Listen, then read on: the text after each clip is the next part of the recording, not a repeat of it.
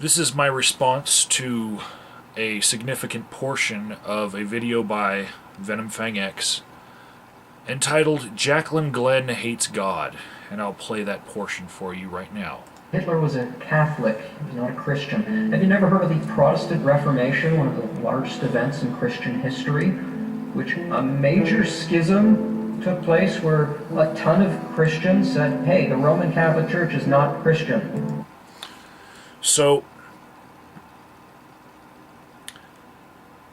Catholics aren't Christians, but when the Reformation happened, a ton of the Christians that were on the planet decided that the Catholics weren't Christians. Is your statement even consistent there? Because it seems like you're including Catholics all the way up to the Reformation, but then a ton of the Christians decided that those... What about the other Christians that didn't decide that the Catholics weren't Christians? Is that even what they meant when they set off to make their own branches of Christianity? Were they condemning the other Christians? I know that there's a lot of Christian-on-Christian violence with the excommunications and the saying that the other people are doing it the wrong way and they're not saved, but let's continue. We've been saying it for hundreds of years. Hitler was a Catholic, he wasn't a Christian. What's the difference? The Bible tells us, John chapter 3, verse 3, you have to be born again of the Spirit of God. Book of Romans says, unless the Spirit of God lives in you, you do not belong to God.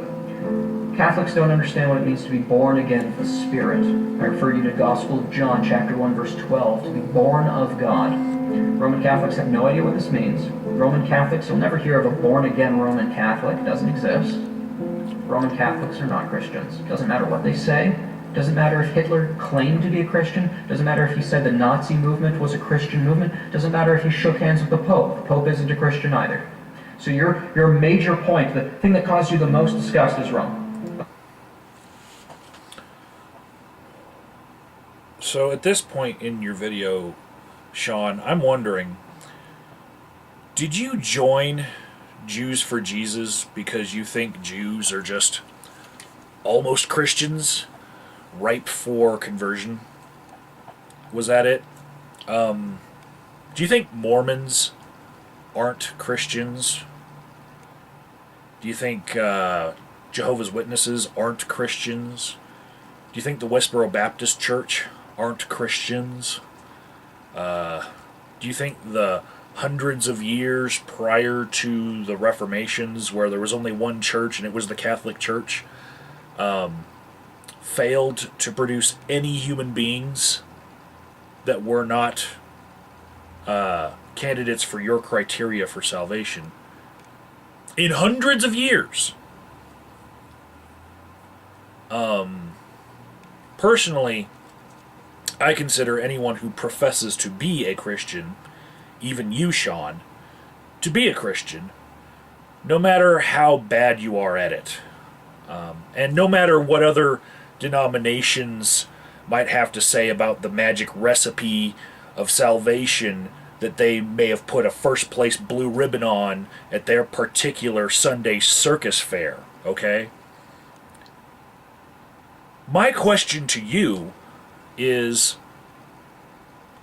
by following your Protestant recipe for becoming born again and receiving the Holy Spirit, do the gifts that the Holy Spirit imbue in you at that moment include hatred and bigotry? Because if so, you're going to have to forgive me for not being sold on the merits of that experience. Good luck trying to convert anyone with a conscience with your hateful ideology, especially those Jewish almost Christians, because it's probably quite a hard sell with that one, considering all they've been through.